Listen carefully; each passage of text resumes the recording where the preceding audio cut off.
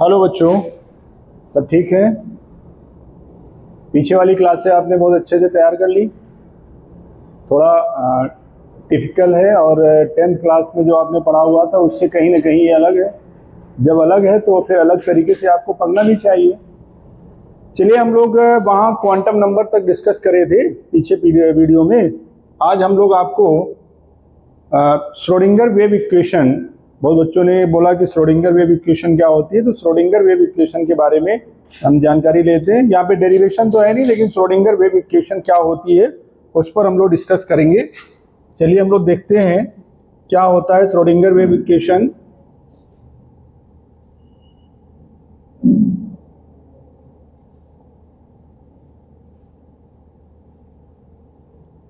Schrodinger wave equation क्यों दी गई, इसका रीजन क्या है? ठीक है, श्रोडिंगर जो वेव इक्वेशन है वो वेव मैकेनिकल मॉडल का मतलब ये हुआ कि जैसे इलेक्ट्रॉन के पाए जाने की जो प्रोबेबिलिटी थी, क्या थी? Probability of electron of nucleus के बाहर जो इलेक्ट्रॉन पाए जा रहे हैं, जैसे ये आपका न्यूक्लियस हो गया यहाँ पर, और ये आपकी सेल हो गई। यहाँ पर फाइंडिंग ऑफ इलेक्ट्रॉन, यहाँ पर इलेक्ट्रॉन फाइंड हो रहे हैं, ये इलेक्ट्रॉन आपके पाए जा रहे हैं। तो इलेक्ट्रॉन कहने का मतलब आपका है इलेक्ट्रॉन किस वे में पाए जा रहे हैं। ठीक है, कैसे पाए जाते हैं इलेक्ट्रॉन, ऑर्बिटल में कैसे होते हैं, ऑर्बिट में कैसे होते हैं, इसको वेव मैकेनिकल मॉडल ने प्रूफ किया। किसने प्रूफ किया? वेव मैकेनिकल मॉडल ने। तो अरविंद श्रोडिंगर ने एक मैथमेटिकल आइडिया दिया, एक्स वाई जेड यानी 3 डायमेंशनल एरिया में, तीनों जगह पर इलेक्ट्रॉन के फाइंड की प्रोबेबिलिटी उन्होंने बताई। तो ये मैथमेटिकल डिफरेंशियल कॉन्फ़िगरेशन है, वहां पर आप समझेंगे इसको कैसे इलेक्ट्रॉन फाइंड किए जाते हैं। तो उसके लिए इन्होंने एक इक्वेशन दे दी, और वो इक्वेशन क्या है?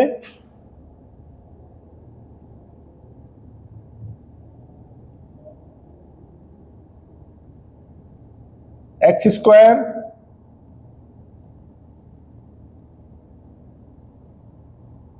वाई एक्सिस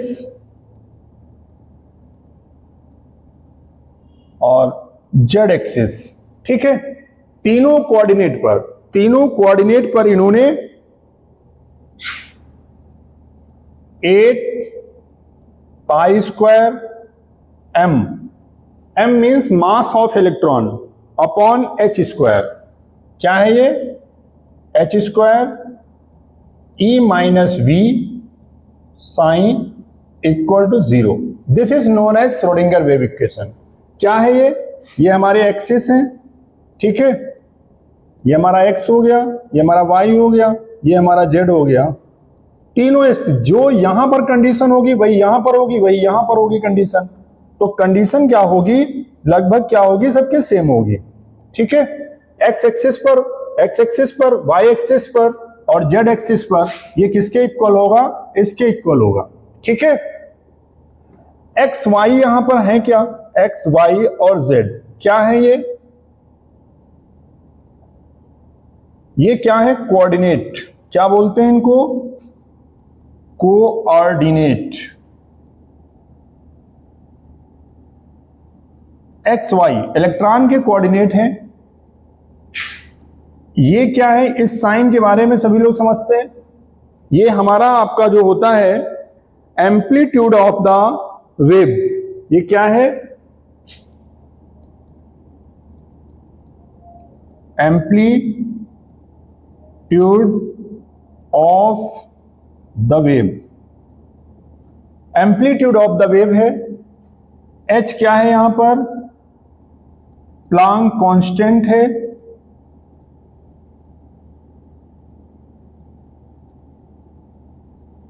E क्या है? इसकी एनर्जी है। और V क्या है? पोटेंशियल।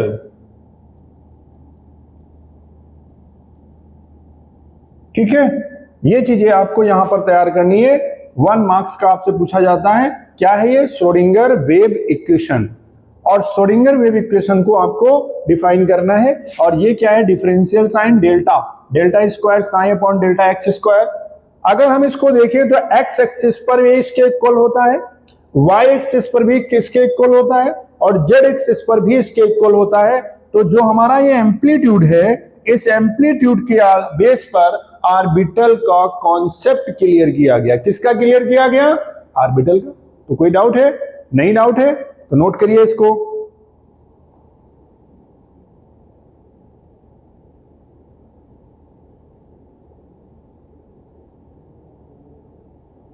नोट हो गया? चलिए आगे देखते हैं। अब आगे जो हमारा है ये टॉपिक, ये बहुत इंपॉर्टेंट टॉपिक है, इसके बारे में आपको समझना है। Quantum mechanical model of atom and concept of atomic orbital. Atomic orbital का जो कॉन्सेप्ट है ये कहां से आया? क्वांटम मैकेनिकल मॉडल से। क्वांटा, क्वांटा हमने क्या पढ़ाया था? Delta E equal to E2 minus E1 equal to photon energy. क्या पढ़ाया? Photon.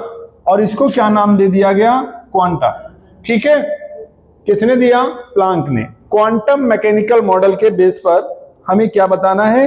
Concept of atomic orbital. Atomic orbital का कॉन्सेप्ट है क्या? क्या हम कहते हैं एटॉमिक ऑर्बिटल को? A region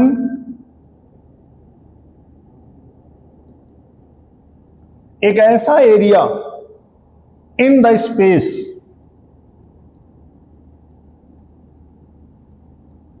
स्पेस का एक ऐसा एरिया, ठीक है, फाइंडिंग द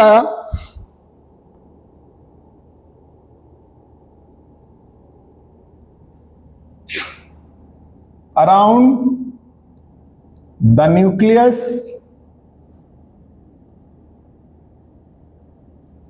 एक ऐसा रीजन स्पेस का around the nucleus, finding the electron, where the probability finding, where the probability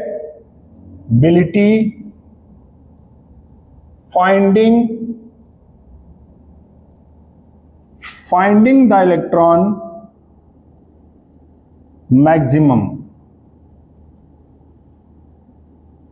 जहां पर इलेक्ट्रॉन सबसे ज्यादा पाए जाते हैं, ऐसा रीजन द स्पेस का, न्यूक्लियस के बाहर एक ऐसा रीजन है, जैसे ये आपका हमारा न्यूक्लियस हो गया, इसके बाहर का एक ऐसा रीजन है जहां पर इलेक्ट्रॉन के फाइंडिंग की प्रोबेबिलिटी क्या होती है? मैक्सिमम होती है। इसको हम क्या बोलते हैं? ऑर्बिटल। क्या नाम देते हैं? ऑर्बिटल। तो ऑर्बिटल और ऑर्बिट में क्या डिफरेंस है? अब देखिए, ऑर्बिटल और ऑर्बिट में क्या डिफरेंस है। जैसे ये हमारा एक सर्कुलर पाथ हो गया कि इलेक्ट्रॉन पर यहां पाए जाते हैं, ये हमारा क्या हो गया? Circular path.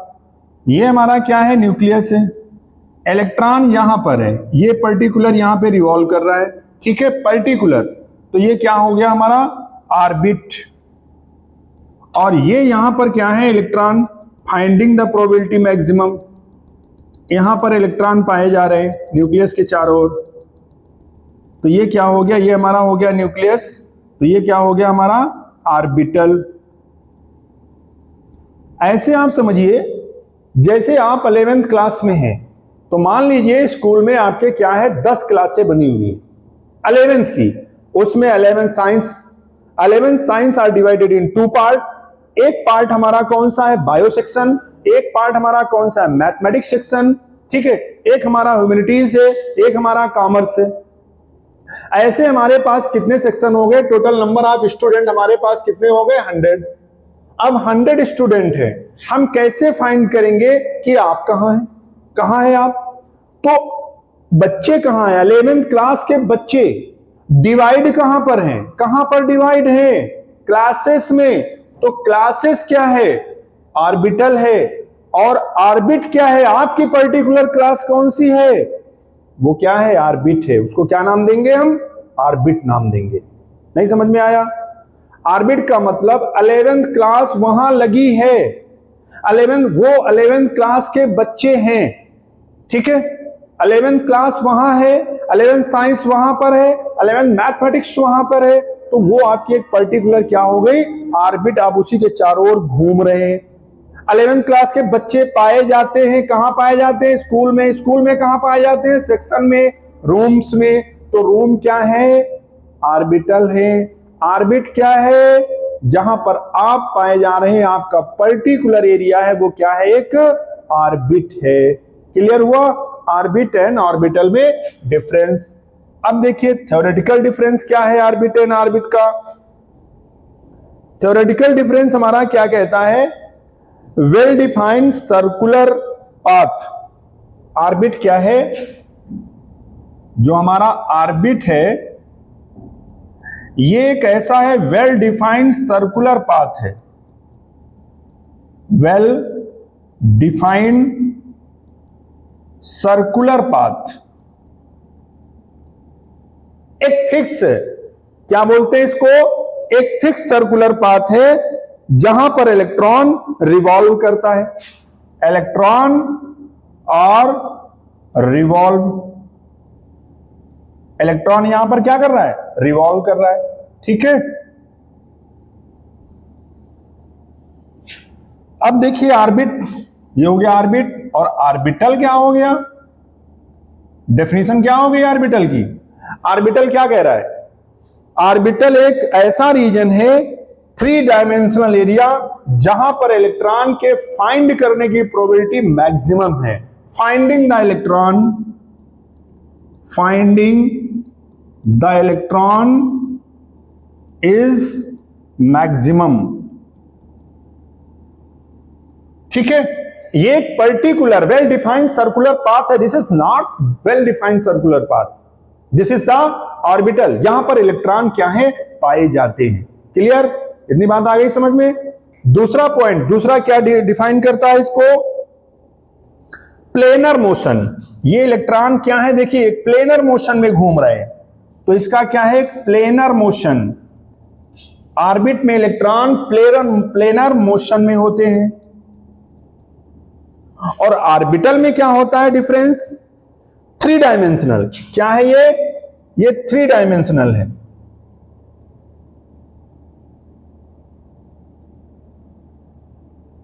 ये 3 डायमेंशनल, ये प्लेनर मोशन है, तो ये क्या है, एक 3 डायमेंशनल है अराउंड द न्यूक्लियस। इसका एक डेफिनिट पाथ है। क्या है ये, डेफिनिट पाथ। ऑर्बिट में क्या है, ऑर्बिट में इलेक्ट्रॉन क्या है, एक डेफिनिट, इलेक्ट्रॉन के घूमने का एक डेफिनिट एरिया है कि इलेक्ट्रॉन यहां पर घूमेगा। ठीक है, ऑल ऑर्बिट आर सर्कुलर, जितने भी ऑर्बिट हैं, ऑल ऑर्बिट आर सर्कुलर, सब क्या है, सर्कुलर है। ठीक है, ऑर्बिटल क्या है, ऑर्बिटल के शेप डिफरेंट है। ऑर्बिटल के शेप क्या है, डिफरेंट है। ये 4 तरीके से पाए जाते हैं। एस स्फेरिकल है, पी डंबल में है, डी डबल डंबल में है, एफ कॉम्प्लेक्स है। तो इसका एक सर्कुलर पाथ है, बट ऑर्बिटल का कोई सर्कुलर पाथ नहीं है, ये डायरेक्शनल नेचर का होता है। एस और एक्सेप्ट एक्स ऑर्बिटल, अगर हम एस ऑर्बिटल को छोड़ दें तो बाकी जितने भी ऑर्बिटल हैं इनमें कोई ना कोई डायरेक्शन नेचर होगा। क्लियर हुआ, इतनी बात आ गई समझ में। बस ये आपको बताना है, सबसे बड़ा कंफ्यूजन यही होता है। क्या कंफ्यूजन होता है, sir what do you mean by orbit and orbital, क्या है डिफरेंस, क्या है ऑर्बिट और ऑर्बिटल में। ऑर्बिट में इलेक्ट्रॉन एक पर्टिकुलर पाथ में घूमता है, एक प्लेनर मोशन होता है, बट ऑर्बिटल में कोई भी प्लेनर मोशन नहीं है। वो 3 डायमेंशनल एरिया में है, कहीं भी आपको पाया जा सकता है, आप उसको कहीं भी पकड़ सकते हैं, कहीं भी आपको मिल सकता है, उसका कोई डेफिनिट पाथ नहीं होता। ठीक है, इतनी बात आ गई समझ में, नोट कर लीजिए इसको।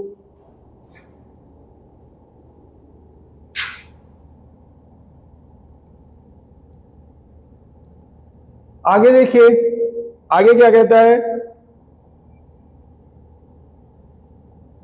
आगे कह रहा है probability picture of an electron concept of atomic orbital. तो कॉन्सेप्ट ऑफ एटॉमिक ऑर्बिटल के पहले आपको क्या करना है, पॉलिश एक्सक्लूजन प्रिंसिपल के बारे में समझना है। किसके बारे में? पॉलिश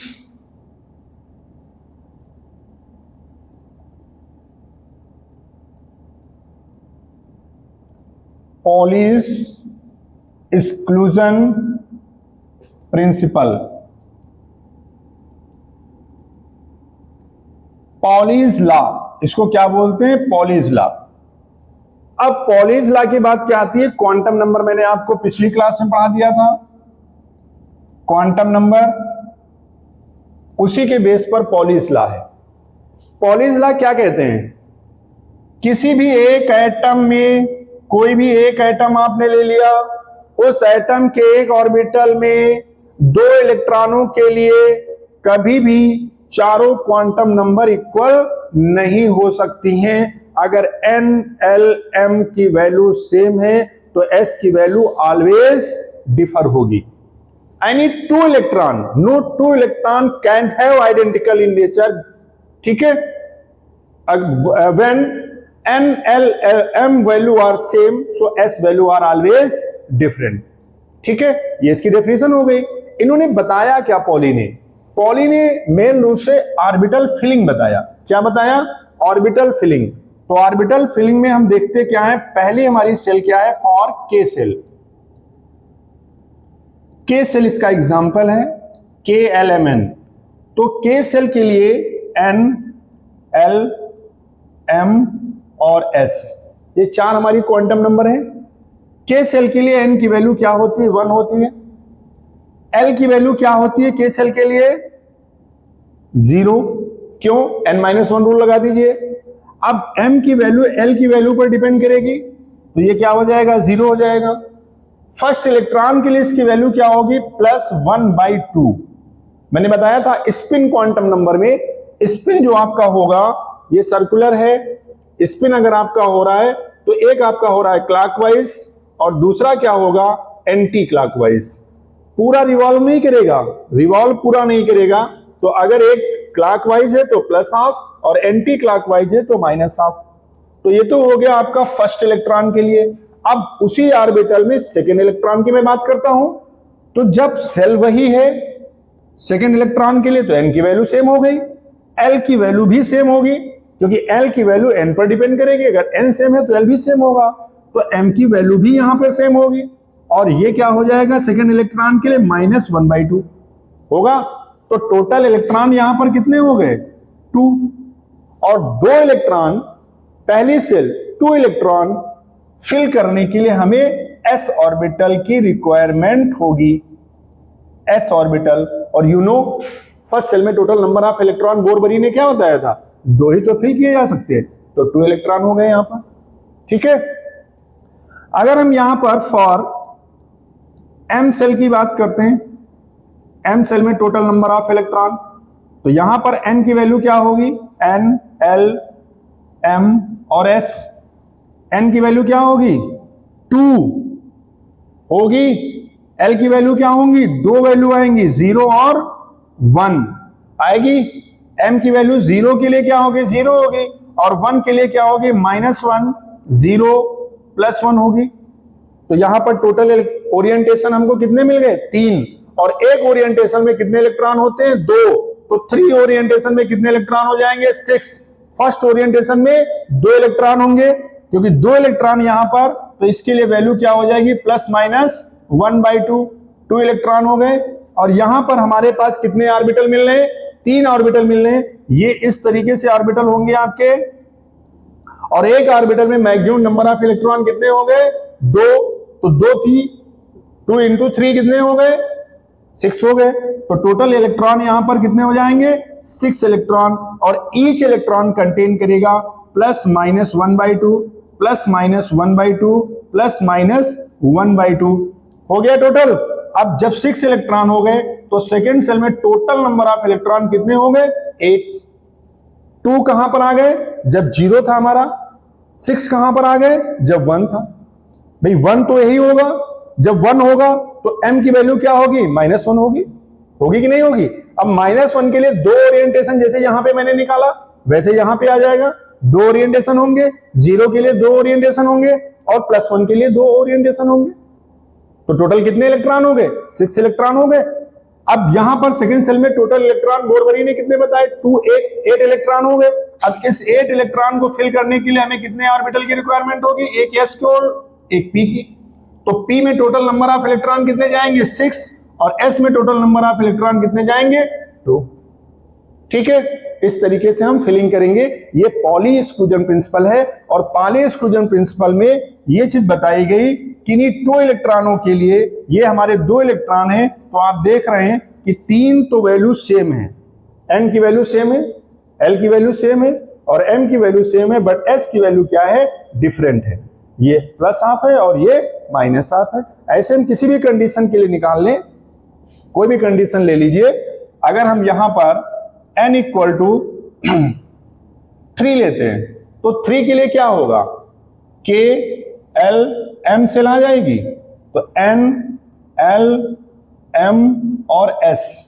अब हम 3 के लिए निकाल लें तो n की वैल्यू जब 3 होगी तो l की वैल्यू कितनी आएगी? 0, 1 और 2 आ जाएगी। ठीक है, जब 0, 1, 2 आ जाएगी तो m की वैल्यू 0 के लिए 0 होगी और s के लिए ±1/2 होगा। अब 1 के लिए m की वैल्यू क्या होगी? -1, 0, +1 होगी। जब -1, 0, +1 होगी तो इसके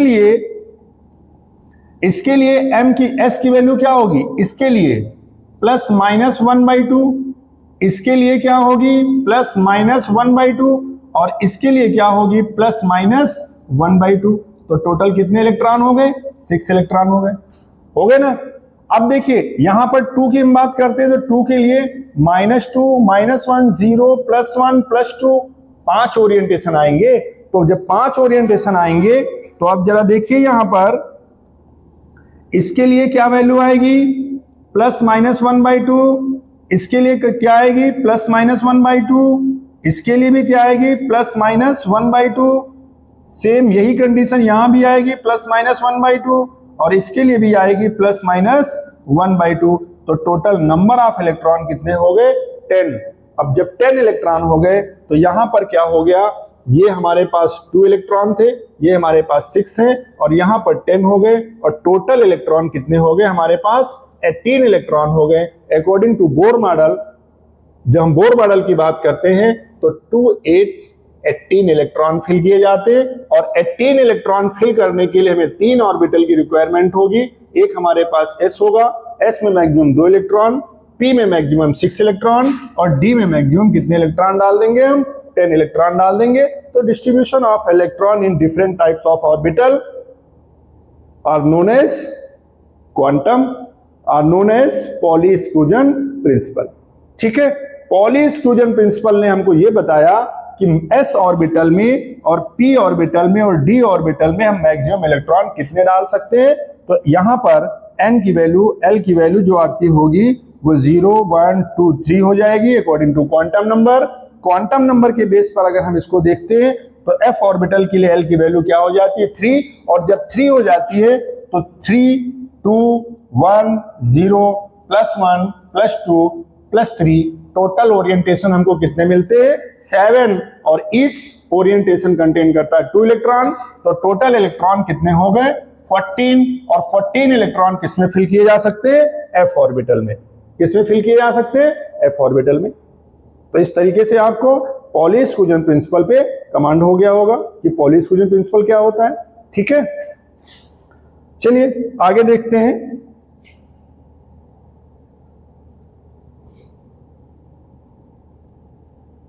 आगे हमारा probability picture of an electron, concept of atomic orbital, ये हमारा हो गया पॉली एक्सक्लूजन प्रिंसिपल। अब हम पढ़ते हैं शेप ऑफ एटॉमिक ऑर्बिटल और बाउंड्री सरफेस डायग्राम। ठीक है, अब हम जानना चाहते हैं कि s ऑर्बिटल, p ऑर्बिटल और d ऑर्बिटल होता कैसा है, दिखता कैसा है। ठीक है, इसके पहले हम कुछ एग्जांपल कर लेते हैं जरा, किसके? क्वांटम नंबर के, जो पीछे टर्म पे मैंने आपको बताया था। ठीक है, तो क्वांटम नंबर के बेस पर फिलिंग ऑफ इलेक्ट्रॉन क्या पढ़ना है? बहुत इंपॉर्टेंट चीज है फिलिंग ऑफ इलेक्ट्रॉन, जो आप लोग बहुत कंफ्यूज होते हैं, उसके लिए आपको पढ़ना है हुंड्स लॉ। क्या पढ़ना है? Hund's law. इलेक्ट्रॉन तो बता दिए पॉली ने, इलेक्ट्रॉन बताए पॉली ने, क्या बताया? s में 2, p में 6, d में 10। तो दिमाग में कॉन्सेप्ट आता है, क्या कॉन्सेप्ट आता है दिमाग में?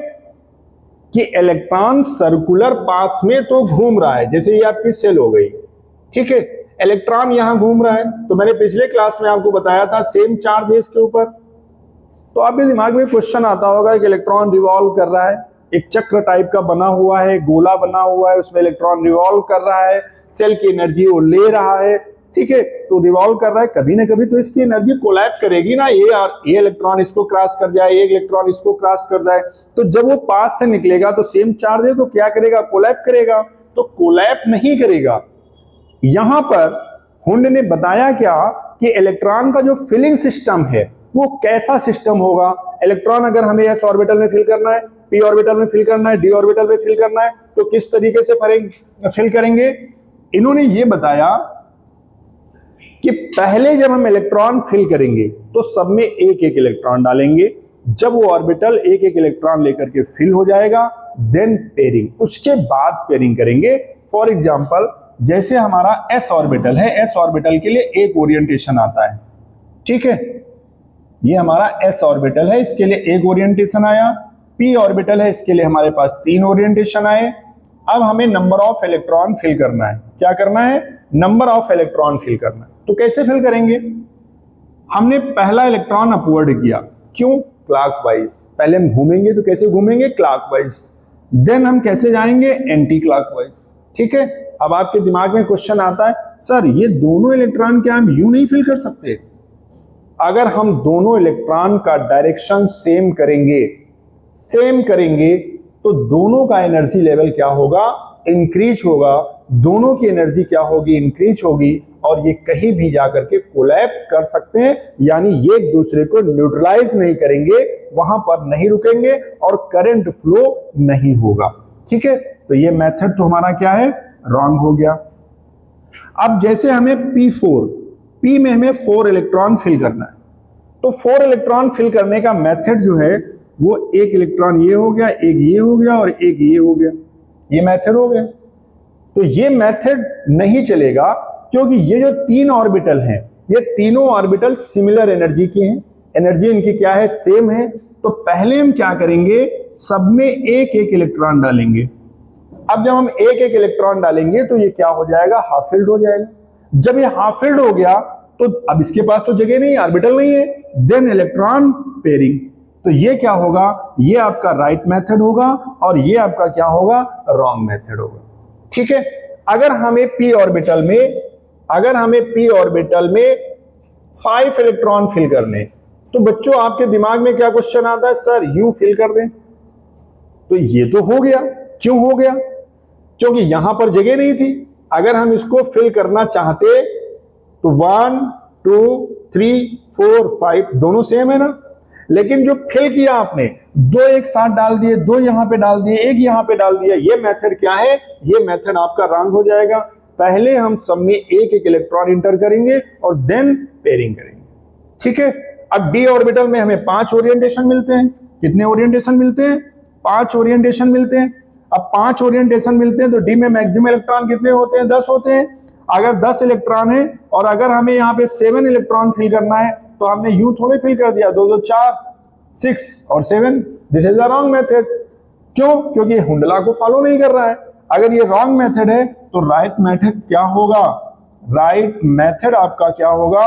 1 2 3 4 5 एंड 6 एंड 7। इस तरीके से हम इलेक्ट्रॉन फिल करेंगे, तो ये हमारा गलत मेथड है और ये हमारा सही मेथड है। आगे बात समझ में? ठीक है, इस तरीके से इलेक्ट्रॉन हम फिल करेंगे। क्लियर?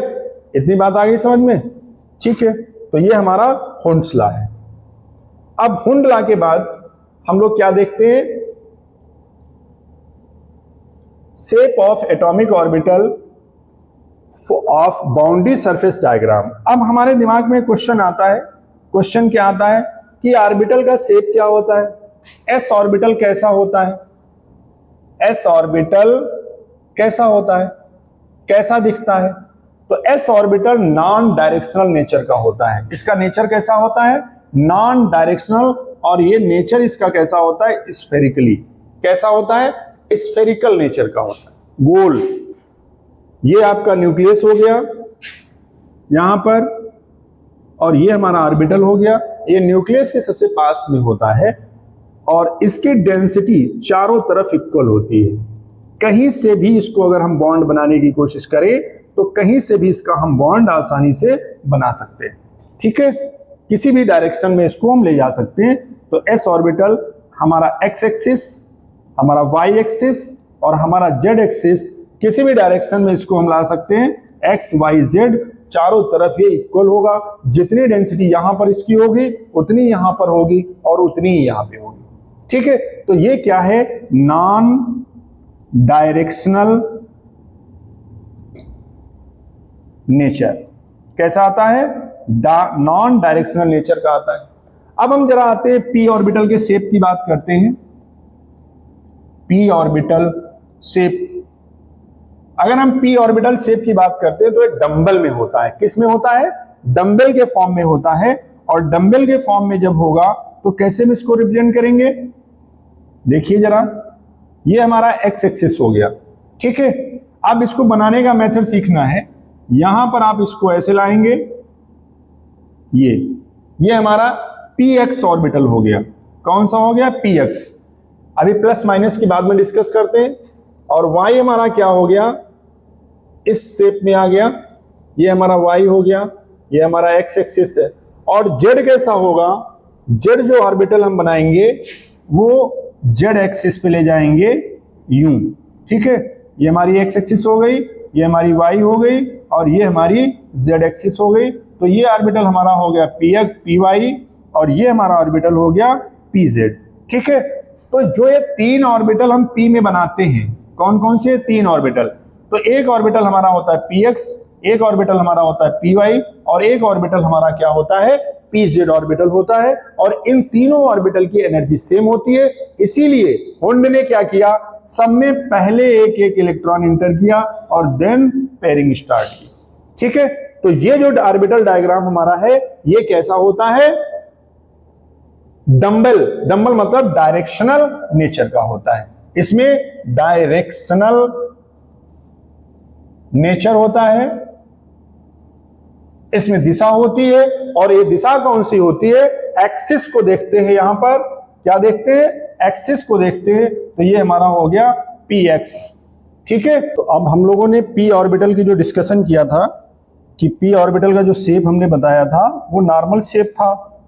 अब जो शेप आप पढ़ेंगे वो साइन, आपको बुक में क्या मिलता है? साइन मिलता है कि लोब में साइन क्यों लगा हुआ है। अब जैसे हमारा ये पी ऑर्बिटल है, ठीक है, ये हमारा एक्स एक्सिस पे बना हुआ है, ये एक्स एक्सिस है। तो अगर हम एक्सिस की बात करते हैं पी ऑर्बिटल के, तो अगर पी ऑर्बिटल का शेप हम देखें तो पी ऑर्बिटल हमने ये बनाया लोब। ठीक, अब लोब बनाया तो यहां पर प्लस साइन लगा हुआ है, यहां पर माइनस साइन लगा हुआ है।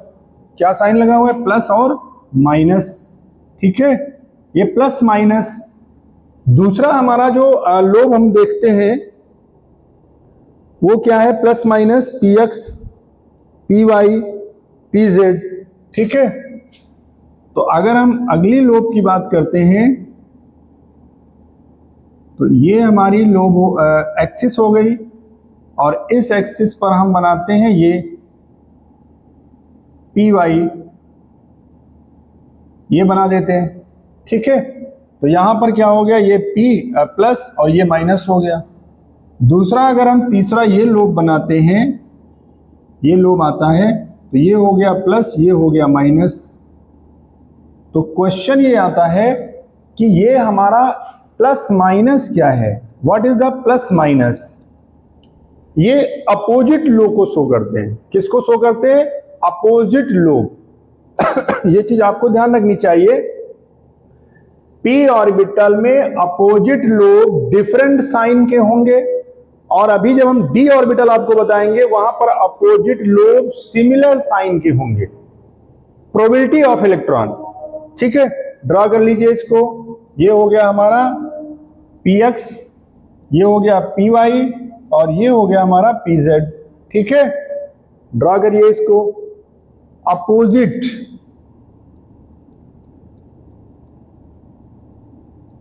अपोजिट लोब, ये हमारा हो गया, नोट कर लीजिए इसको।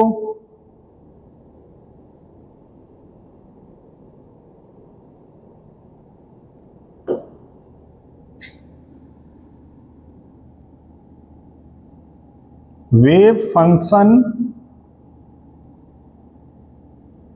ऑफ डिफरेंट डायरेक्शन, ये वेव फंक्शन हमारी डिफरेंट डायरेक्शन को शो करती है। प्लस दूसरा डायरेक्शन हो गया, ये हमारा क्या हो गया, दूसरा डायरेक्शन हो गया, ठीक है, नोट कर लिया। अब हम आते हैं किस पर, डी ऑर्बिटल पर। किस पर जाते हैं, डी ऑर्बिटल।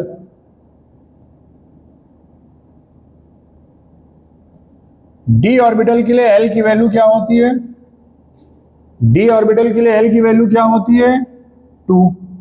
तो यहां पर कितने ओरिएंटेशन मिलेंगे, 2 -1 0 +1 +2, ये ओरिएंटेशन मिलेंगे पक्का।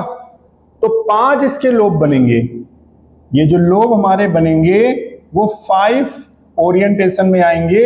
एक हमारा होगा dxy, दूसरा होगा yz, zx, dx² - y² और dz²। ये 3 हमारे एक एक्सिस पर होंगे और 2 हमारे एक एक्सिस पे होंगे। इनकी एनर्जी आपकी डिफरेंट डिफरेंट होगी। अब देखिए डी ऑर्बिटल का जो शेप होगा वो किस तरीके से बनेगा। तो पहला देखते हैं हम, ये फर्स्ट जब हम बनाएंगे तो क्या करेंगे,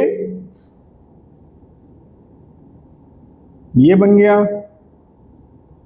ये बन गया, सेम ऐसे ही ये बन गया और ये बन गया, ठीक है, ये एक्सिस हो गई हमारी। तो यहां पर जो बनेगा एक्स और जेड में आएगा, ये क्या होगा, एक्स और जेड ले लिया, और ये एक्सिस हमारी क्या फाइंड करेगी, वाई को। किसको फाइंड करेगी, वाई को। अब देखिए यहां पर ये अगर हमारा प्लस है तो ये हमारा क्या होगा, प्लस होगा। अगर ये हमारा माइनस है तो ये हमारा क्या होगा, माइनस होगा, ठीक है। ये माइनस है तो ये माइनस हो जाएगा। तो यहां पर क्या है, डिफरेंट वेव, ये प्लस है, ये प्लस, पी ऑर्बिटल में क्या था, सिमिलर था, अपोजिट था, यहां पर क्या हो गया, सिमिलर हो गया। क्या हो गया, सिमिलर से केस में आ गया। तो ये हमारा बन गया जो लोब हमारा है, ये क्या बन गया, dxy। इसको क्या बोलते हैं, dxy, ठीक है, नोट करते रहिएगा। अब हम बनाते हैं dyz, क्या बनाते हैं, dyz। ये हमारी एक्सिस हो गई, ठीक है। जब हमारी ये एक्सिस हो गई तो ये हमारी, ऐसे हमने एक्सिस को ड्रा किया, ये वाली। अब हम करेंगे क्या, इससे मिलता जुलता बना देंगे। अब देखिए ये ऐसे लाए, ठीक है, ऊपर वाला ऐसे लाए तो नीचे वाला हमारा जो एक्सिस पे आएगा वो यूं आ जाएगा, ठीक है। ये लाइन है, ये लाइन इंडिकेट कर रही है किसको, ये लाइन एक्सिस, और ये लाइन हमारी एक्सिस में आ रही है, ठीक है, ये ध्यान देना है।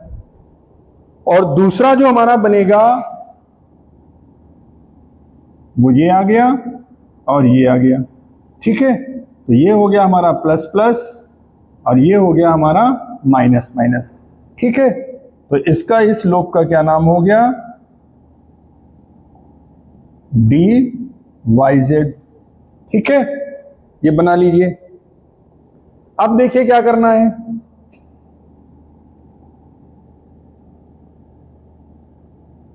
ये हमने ड्रा कर लिया, ये हमने ड्रा कर लिया, बीच में बना दीजिए, ये बीच में बन गया, ये बीच में बन गया, ये बन गया, ये हमारा पॉजिटिव हो गया और ये हमारा नेगेटिव लोब हो गया। तो ये क्या हो गया, डी जेड एक्स, क्या हो गया, डी जेड एक्स। ठीक है, अगला देखिए कैसे बनता है।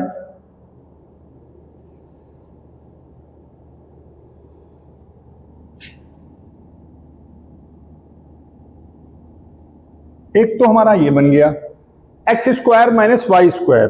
क्या बनाना है आपको, x square minus y square बनाना है। तो हम क्या करेंगे, इसको ये बनाएंगे, इसको ये बनाएंगे। ठीक है, ये बन गया एक्स स्क्वायर और y z square, s square और वाई स्क्वायर में कन्वर्ट हो गया। ये हमारा क्या हो गया, एक्सिस, ये हमारी क्या हो गई एक्सिस, ये हमारी क्या हो गई एक्सिस। ठीक है, तो ये हो गया हमारा पॉजिटिव पॉजिटिव और ये हमारा हो गया नेगेटिव नेगेटिव। तो ये हो गया d x square minus y square. ठीक है, अब पांचवा देखिए कैसे बनेगा। पांचवें में आपको क्या करना है, ये बना लिया इस तरीके से, ये बन गया और ये बन गया। अब हमें लोब डालनी है, एक्सिस डालनी है, तो ये हमने क्या डाल दिया, एक्सिस डाल दी। तो ये क्या बन गया, डी जेड स्क्वायर। क्लियर, ये 5 ऑर्बिटल का शेप है। किसका शेप है, पांचों ऑर्बिटल का शेप है। तो ये बन गया हमारा पॉजिटिव और ये बन गया हमारा पॉजिटिव। ठीक है, अब आपके दिमाग में क्वेश्चन आता है कि ये केवल जेड एक्सिस पर है तो एक ही तो रहेगा, वाई रहेगा ही नहीं। तो ये यहां पर उसी एक्सिस में आ जाएगा। ये हमारे ऑर्बिटल का शेप हो गया। अब हम बात करते हैं एफ ऑर्बिटल की। एफ ऑर्बिटल के लिए एल की वैल्यू क्या होती है, 3। तो इसके 7 ओरिएंटेशन आएंगे। 7 ओरिएंटेशन मतलब 3, 2, 1, 0, +1, +2 और +3, 7 ओरिएंटेशन। तो ये कैसा होता है, कॉम्प्लेक्स होता है। कैसा होता है, कॉम्प्लेक्स फॉर्म में आता है। ठीक है, ये हमारे ऑर्बिटल का बाउंड्री सरफेस डायग्राम हो गया। नोट कर लीजिए। अब जब आपने नोट कर लिया तो अब जरा देखिए हम क्या बात करते हैं, नोड की। नोड की, अब जब नोड की बात करेंगे तो अगर हम एस ऑर्बिटल की बात करते हैं, एस ऑर्बिटल, एस ऑर्बिटल में जैसे ये हमारा हो गया एक सर्कुलर डायग्राम हो गया ये, ठीक। दूसरा हमारा ये सर्कुलर डायग्राम हो गया।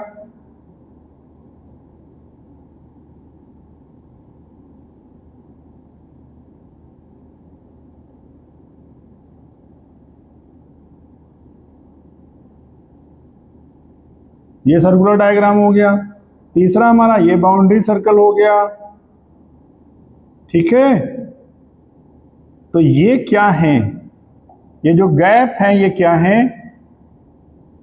ये हमारे नोड हैं। यहां पर इलेक्ट्रॉन की प्रोबेबिलिटी क्या होगी, 0 हो जाती है।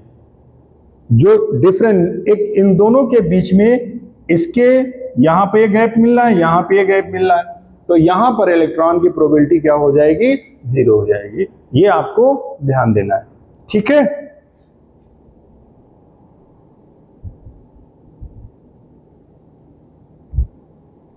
चलिए अब हम क्या देखते हैं। अब आपको क्या पढ़ना है, एनर्जी लेवल डायग्राम। क्या पढ़ना है, एनर्जी लेवल डायग्राम।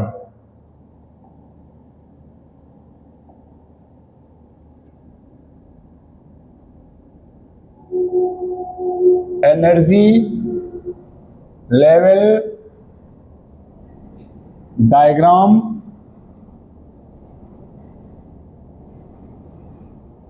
हमें क्या लेना है, एनर्जी लेवल डायग्राम लेना है।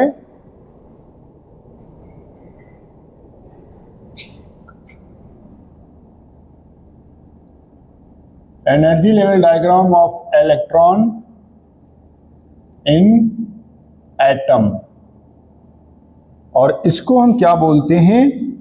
Aufbau principal.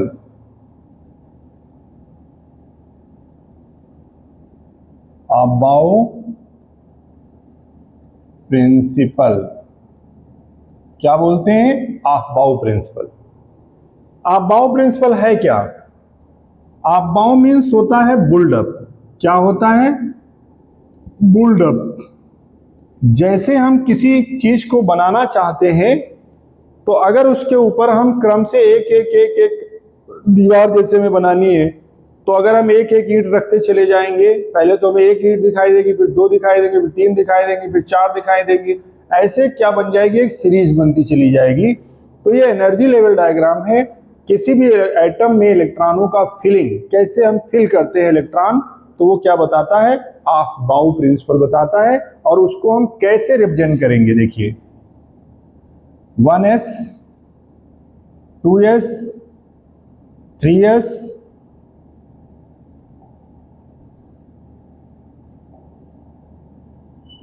4s 5s 7s 2p 3p 4p 5p 6p, फिर क्या आता है? 3d 4d 5d। ठीक है, फिर क्या आता है? 4f। इस तरीके से आप डायग्राम फिल करेंगे। अब इसको फिल कैसे करेंगे? पहले इलेक्ट्रॉन इसमें इंटर करेगा, फिर यहां आएगा, फिर इलेक्ट्रॉन यहां आएगा, फिर कहां आएगा? यहां आएगा, फिर कहां जाएगा? इसके पास आएगा, फिर यूं आएगा, फिर वापस जाएगा। ये इसका फिलिंग का रूल है। तो इलेक्ट्रॉन यूं मूव करेगा, फिर वापस आएगा, फिर यूं मूव करेगा, फिर वापस आएगा, फिर यूं आएगा, ऐसे यूं आते आते फिर ये चला जाएगा वापस, ये आएगा, ठीक है, ये आएगा, ये आएगा। ऐसे जब आएगा इलेक्ट्रॉन फिल करने का, तो इसका एक एनर्जी लेवल डायग्राम बनता है। एनर्जी लेवल डायग्राम कि 1s greater than 2s greater than 2p greater than 3s 3p। अब देखिए 3p आ गया, 3p के बाद क्या आएगा? 4s, और 4s के बाद आएगा 3d। अब यहां तक हम पहुंच गए 3d, और 3d के बाद क्या आएगा? 4p। 4p के बाद क्या आ रहा है? 5s। तो ये इसका क्या है? Increasing order of energy level, यानी इसकी एनर्जी से इसकी एनर्जी ज्यादा है। इलेक्ट्रॉन इसकी एनर्जी से इसकी एनर्जी ज्यादा है, फिर इसकी एनर्जी ज्यादा है, फिर इसकी एनर्जी ज्यादा है, फिर इसकी एनर्जी ज्यादा है। ऐसे क्या है? इसका एनर्जी लेवल डायग्राम है। जब हम इलेक्ट्रॉन फिल करेंगे किसी भी एटम के, तो इस सीक्वेंस से फिल करेंगे। इसको हम क्या बोलते हैं? Electronic configuration. क्या बोलते हैं इसको? Electronic configuration.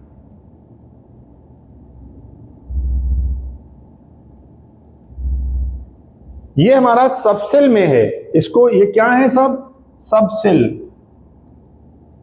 सबसेल में इलेक्ट्रॉन फिल कर रहे हैं। और जो 288 हमारा था, वो सेल में इलेक्ट्रॉन फिल था। ये सेल में था 2 8 18 32 K L M N, इन सेल में था इलेक्ट्रॉन। ठीक है, तो इस लेवल के बेस पर किसी भी एटम का जब हम इलेक्ट्रॉनिक कॉन्फ़िगरेशन करेंगे तो वो कैसे करेंगे, जरा देखिए।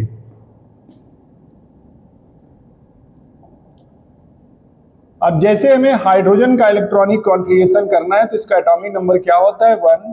तो इलेक्ट्रॉन कहां चला गया? 1s में। अगर हमें हीलियम का करना है तो इसका 2 होता है, तो इलेक्ट्रॉन कहां आ गया? इसमें। क्योंकि s ऑर्बिटल, ये ध्यान रखिएगा, s ऑर्बिटल में मैक्सिमम 2 इलेक्ट्रॉन, p ऑर्बिटल में मैक्सिमम 6 इलेक्ट्रॉन, और d ऑर्बिटल में मैक्सिमम 10 इलेक्ट्रॉन, और f ऑर्बिटल में मैक्सिमम 14 इलेक्ट्रॉन ही फिल कर सकते हैं। इससे अगर ज्यादा हो रहे हैं तो आगे हम जंप कर जाएंगे एक्सेप्शन को छोड़ के। सीधी सी बात है, एक्सेप्शन अगर हम छोड़ दे तो आसानी से हम आगे बढ़ जाएंगे, कोई प्रॉब्लम नहीं होगी। अब हाइड्रोजन के बाद हम क्या आते हैं, लिथियम। लिथियम का होता है हमारा 1s2 2s1। लिथियम के हम बात कहां जाते हैं, बेरिलियम पर। तो इसका जो कॉन्फ़िगरेशन होगा वो क्या हो जाएगा, 2s2 हो जाएगा। भाई 4 इलेक्ट्रॉन है, 2 इसमें डाले 2 इसमें डाल दिए, ऑर्डर में डाल रहे हैं ना। इसके बाद में हमारा आता है बोरान, ये होता है 5 2 4 और अगली सेल आ गई P1। अब P तब तक फिल होता रहेगा जब तक P में 6 इलेक्ट्रॉन नहीं हो जाते। बोरान के बाद क्या आता है, carbon, atomic number 6, 1s2 2s2 2p2। फिर क्या आता है, नाइट्रोजन,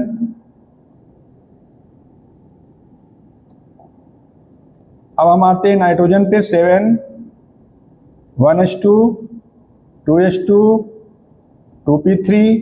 फिर हम आते हैं ऑक्सीजन के ऊपर, ये हो गया 1s2 2s2 4। फिर हम आते हैं F के पार 9 1s2 2s2 5। और फिर हम आते हैं नियॉन 10 पर, इसका कॉन्फ़िगरेशन होता है ये, ठीक है। तो आप जरा देखिए यहां से यहां तक क्या देख रहे हैं, यहां से यहां तक हमें कुछ नहीं चेंज करना पड़ रहा है, केवल हम क्या देख रहे हैं, P में इलेक्ट्रॉन फिल हो रहे हैं। तो अगर हम P1 चालू कर रहे हैं तो जब तक P6 नहीं हो जाएगा तब तक उसको हम छोड़ेंगे नहीं, बिल्कुल नहीं छोड़ेंगे, ये चीज ध्यान रखिएगा। अब देखिए, अब हम आते हैं किस पर, 11 सोडियम पर। सोडियम का 11 होता है, तो इसका 1s2 2s2 2p6 10 हो गया। अब P के बाद क्या आता है, 3s1 आता है, तो ये क्या हो गया 3s1। Mg क्या हो गया, 12 हो गया, ये हो गया 1s2 2s2 2p6 3s2 हो गया। इसके बाद में 13 आता है, एल्युमिनियम 1s2। ये हमारा कॉन्फ़िगरेशन है, 3s2 में s में 2 हो गए, तो क्या आ गया, P1 चालू हो गया। अब ये P1 तब तक चलता रहेगा, ये P1 तब तक चलता रहेगा जब तक P1 में 6 नहीं हो जाएंगे। तो हम कहां पहुंच जाएंगे, आर्गन पर। Silicon 14 1s2 2s2 2p6 3s2 3p2, यहां पहुंच गए।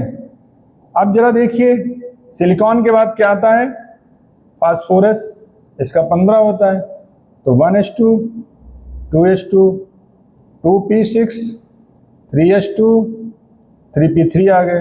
अब फास्फोरस के बाद हम कहां पहुंच गए, 15 के बाद 16 किसका आता है, सल्फर का, ये सल्फर हो गया, ठीक है। सल्फर का क्या हो गया, 1s2 2s2 2p6 3s2 3p4। अब सल्फर के बाद हम कहां जाएंगे, Cl क्लोरीन पर। तो इस तरीके से हम क्या करेंगे, इलेक्ट्रॉनों को फिल करेंगे और बहुत आसान तरीके से हम इसको करते चले आएंगे। अब ये यहां पर आकर के p ऑर्बिटल क्या होगा, कंप्लीट हो जाएगा, ये कंप्लीट हो गया।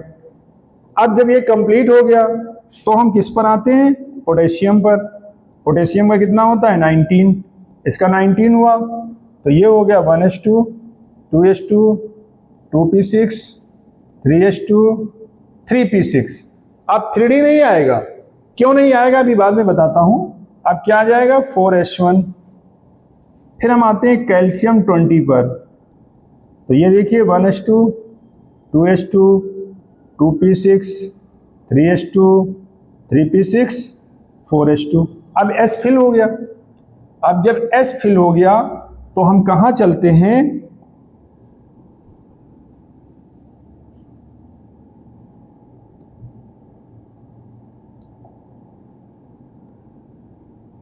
हम आते हैं स्कैंडियम 21 पर। तो ये हो गया 1s2, 2s2, 2p6, 3s2, 3p6, 4s2, 3d1। आ गया डी। अब डी तब तक चलेगा जब तक 10 नहीं हो जाएंगे। Similar scandium, titanium 22, 1s2, 2s2, 2p6, 3s2, 3p6, 4s2, 3d2। Titanium के बाद वेनेडियम पे आते हैं 23 पर,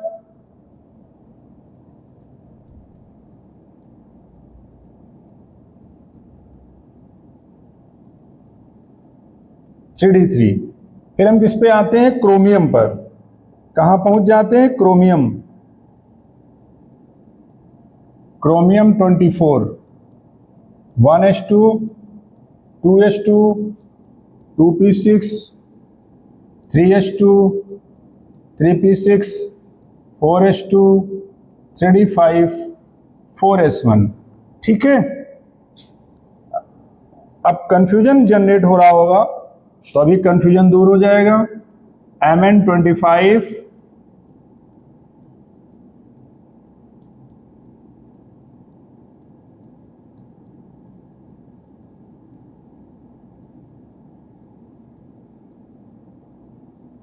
ये हो जाएगा। फिर किसका हो जाएगा? आयरन 26 का,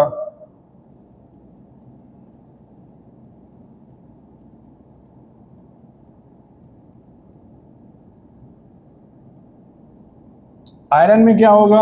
अब ये तो पूरा भरा हुआ है, यहां पे इलेक्ट्रॉन आ जाएगा, ये वैसे ही रहेगा। कोबाल्ट 27,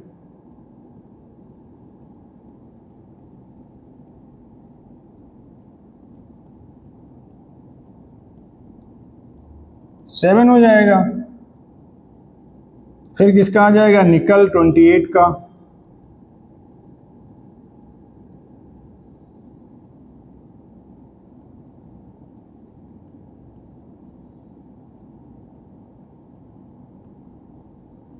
ये हो गया। निकल के बाद कौन आ गया? कॉपर आ गया 29। तो जैसे ही कॉपर आया, फिर हम जरा आते हैं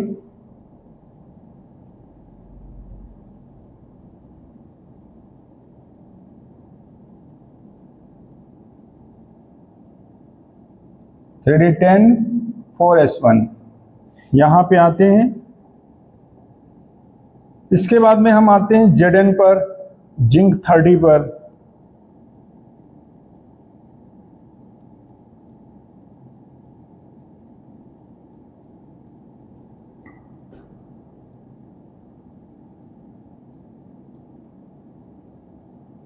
ये आ गया। ठीक है। अब आप इस कॉन्फ़िगरेशन को बहुत अच्छे से देख लीजिए और फिर हमें बताइए, हमारे पास केवल एक कंडीशन ये ऐसी बन रही है और एक कंडीशन हमारे पास ये बन रही है। दो कंडीशन हमारे पास ऐसी बन रही है जो सीक्वेंस को फॉलो नहीं कर रही है। क्यों नहीं कर रही है? क्योंकि यहां पर जो d ऑर्बिटल है, ये s के इलेक्ट्रॉन को एक्सेप्ट कर लेता है, खींच लेता है अपनी ओर स्टेबिलिटी गेन करने के लिए। अब वो स्टेबिलिटी क्या होती है? स्टेबिलिटी है क्या? अगर हम 3D और 4s की बात करते हैं, किसकी बात करते हैं? 3D और 4s की। तो यहां पर n+l रूल लगता है। कौन सा रूल लगता है? n+l rule. क्या है ये n+l रूल? 3D के लिए n की वैल्यू क्या होगी? 3, l की वैल्यू क्या होगी? 2 = 5। और 4s की हम बात करते हैं तो ये होगा 4, ये हो जाएगा 0, ये हो जाएगा 4। जिसके लिए n+l की वैल्यू ग्रेटर होगी, उसमें इलेक्ट्रॉन बाद में जाएगा, पहले इसमें चला जाएगा। ठीक है। ये बात आपने n+l रूल के अकॉर्डिंग समझ ली। अब क्या समझना है कि यहां d में 4 क्यों नहीं हुआ, यानी d4 क्यों नहीं हुआ, d9 क्यों नहीं हुआ? d4 are converted to d5 और d9 are converted to d10। इसलिए नहीं हुआ क्योंकि d ऑर्बिटल, आप जानते हैं d ऑर्बिटल में 5 ओरिएंटेशन होते हैं। ये तो 1, 2, 3, अगर हम चौथा इलेक्ट्रॉन या फोर्थ इलेक्ट्रॉन फिल करते हैं तो ये आ जाएगा। Half filled orbital are more stable than partially filled orbital. अगर इसको एक इलेक्ट्रॉन और मिल जाता तो ये क्या करता, अपनी स्टेबिलिटी गेन कर लेता। कौन सी? Half filled stability. Half filled या तो आधे भरे हुए स्टेबल होते हैं या फिर पूरे भरे हुए स्टेबल ऑर्बिटल होते हैं। तो इसने क्या किया, अब देख रहे हैं आप, इसका एनर्जी लेवल इसके एनर्जी लेवल से ज्यादा है, डी का एनर्जी लेवल 4s से ज्यादा है। तो डी ने क्या किया, 4s के एक इलेक्ट्रॉन को अपनी ओर खींच लिया, तो डी भी 5 हो गया और 4s में एक ऑर्बिटल था, ये भी हाफ फिल्ड हो गया। तो दोनों लोग मिलकर के क्या हो गए, हाफ फिल्ड हो गए। वही कंडीशन यहां पे आती है कि हम डी ऑर्बिटल की बात अगर करें तो क्या मिलता है, 1 2 3 4 5, ये 5 ऑर्बिटल हमको मिल गए।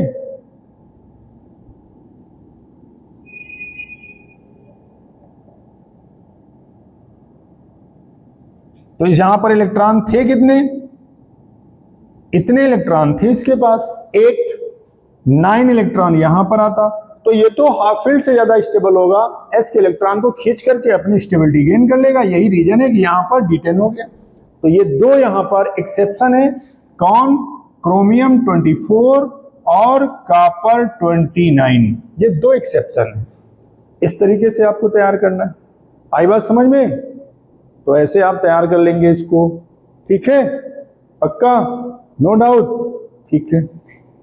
नोट करिए इसको, फिर आगे डिस्कस करते हैं।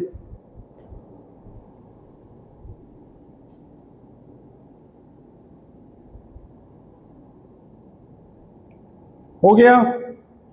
अब देखिए हम लोग आयन पे डिस्कस करते हैं। किस पर? आयन पर। आयंस का कॉन्फ़िगरेशन बड़ा कंफ्यूजन आप लोगों को रहता है। जैसे हमें Mg2+ का करना है, किसका करना है, Mg2+ का। तो Mg2+ में क्या करेंगे, Mg का 12 होता है, इससे 2 सब्ट्रैक्ट कर देंगे, कितना आएगा 10। तो 10 का हमें कॉन्फ़िगरेशन करना है, तो क्या हो जाएगा 1s2 2s2 2p6। अगर जितने प्लस लगे उसके ओरिजिनल कॉन्फ़िगरेशन से उसको क्या करेंगे, सब्ट्रैक्ट कर देंगे। और अगर हमारे पास माइनस लगा हुआ है, जैसे हमें 3 माइनस का करना है, तो इसका 7 होता है, इसमें 3 हमने ऐड कर दिए, तो टोटल कितने हो गए 10। तो कॉन्फ़िगरेशन कितना हो गया, 1s2 2s2 2p6, ये कॉन्फ़िगरेशन हो गया। ठीक है, बात समझ में आ गई। अगर एक लगा है तो एक माइनस, अगर 1 लगा हुआ है, जैसे हमारा a माइनस ये लगा हुआ है, तो इससे हम क्या करेंगे, +1 कर देंगे। अगर हमारा 2 लगा हुआ है तो हम क्या करेंगे, +2 कर देंगे। अगर हमारा 3 लगा हुआ है तो हम क्या करेंगे, +3 कर देंगे। ऐसे हम पॉजिटिव में भी करेंगे। ठीक है, कोई कठिन नहीं है, बहुत सिंपल सा टॉपिक है। अब अनपेयर्ड इलेक्ट्रॉन की बात करते हैं। किसकी बात करते हैं, अनपेयर्ड इलेक्ट्रॉन। अनपेयर्ड इलेक्ट्रॉन समझ में नहीं आता है, क्या होता है अनपेयर्ड इलेक्ट्रॉन, मतलब ये होता है कि जैसे हमने सोडियम का किया कॉन्फ़िगरेशन, तो 1s2 2s2 2p6, ये इसका कॉन्फ़िगरेशन होता है 3s1। How many number of unpaired electron presence in sodium atom, sodium में कितने अनपेयर्ड इलेक्ट्रॉन होंगे। अब जरा इस ऑर्बिटल को जरा दिमाग में रखिए, यहाँ पर 2 हो गए, यहाँ भी आपके 2 हो गए, यहाँ भी आपका क्या हो गया 1 2 3 4 5 6 7, ये इलेक्ट्रॉन आ गए। अब 3s1 में क्या हुआ, एक इलेक्ट्रॉन अवेलेबल है, तो नंबर ऑफ अनपेयर्ड इलेक्ट्रॉन यहां पर कितने होंगे, 1 अनपेयर्ड इलेक्ट्रॉन, मतलब वो पेयर्ड नहीं है।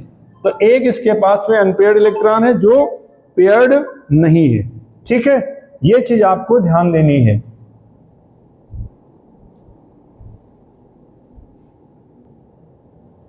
अब देखिए अनपेयर्ड इलेक्ट्रॉन की बात आ गई। अनपेयर्ड मतलब वो पेयर ना हो, ये चीज ध्यान देनी है।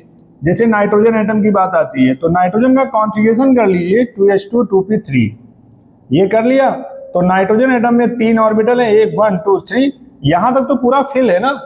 हमें बाहर का देखना है, अंदर का नहीं देखना है। ये चीज आप अपने दिमाग में बहुत अच्छे से कर लीजिए। Number of unpaired electron, number of unpaired electron क्या है, ये अनपेयर्ड इलेक्ट्रॉन कितने हो गए, 3 हो गए। अब यहां पर अगर हम पॉजिटिव नेगेटिव की बात करते हैं, किसकी बात करते हैं? पॉजिटिव और नेगेटिव की। अगर हम पॉजिटिव नेगेटिव की बात करेंगे तो नंबर ऑफ अनपेयर्ड इलेक्ट्रॉन कहां से पता चलेगा, कैसे पता चलेगा? अरे सीधी सी बात है, अगर हम इस पे पॉजिटिव चार्ज लगा देते हैं तो ये हटा दो, मींस 1 एक सब्ट्रैक्ट हो गया, तो बचे कितने? No unpaired electron. क्या हो जाएगा यहां पर? No unpaired electron. ऑर्बिटल को आपको खोल लेना है। क्या करना है? खोल लेना है। ठीक है, आ गई बात समझ में? तो ये हमारा हुंड लॉ हो गया, पॉली हो गया और अफबाउ प्रिंसिपल हो गया। ये बहुत इंपॉर्टेंट लॉ है। अफबाउ प्रिंसिपल पे तो पूरी टेबल बनी हुई है मोजले की, long form of periodic table. Electronic configuration के बारे में अगर आप नहीं समझते हैं तो थर्ड चैप्टर बिल्कुल क्या बन जाएगा? एक मिस्ट्री बन के रह जाएगी कि थर्ड चैप्टर में आईपी क्या होता है, इलेक्ट्रॉन एफिनिटी क्या होता है, ठीक है, इलेक्ट्रोनेगेटिविटी क्या होता है। बड़ा कंफ्यूजन हो जाएगा वहां पर अगर ये कॉन्फ़िगरेशन आपको अच्छे से नहीं आता है। अगर कोई भी प्रॉब्लम आपको आती है तो आप क्या करेंगे? कमेंट में लिख करके आप उसको भेजिए कि सर यहां पे प्रॉब्लम आ रही है। अगली क्लास में हम आपको पहले प्रायोरिटी पर वो क्वेश्चन, वो टॉपिक पहले हम आपको बताएंगे, फिर आगे हमारा चालू होगा अगला कार्यक्रम। ठीक है, तो ये आप परमानेंटली करेंगे कि अगर कोई भी टॉपिक, कोई भी लाइन, कोई भी कॉन्फ़िगरेशन, कोई भी लॉ आपको समझ में नहीं आ रहा, तुरंत आप क्लिक करके उस पर लिख दीजिए कि सर दिस टॉपिक और रिपीटेड। तो नेक्स्ट क्लास में हम ये टॉपिक को रिपीट कर देंगे और अच्छे से समझ में आ जाएगा। ठीक है, अब अगली क्लास में कुछ इसके न्यूमेरिकल इंपॉर्टेंट हम आपको बताएंगे। न्यूमेरिकल है, क्वांटम नंबर निकालना है अफबाउ प्रिंसिपल के बेस पर। ठीक है, उस पर हम लोग डिस्कस करेंगे। और v naught, v, lambda, frequency, इसके न्यूमेरिकल हम आपको कुछ कराएंगे।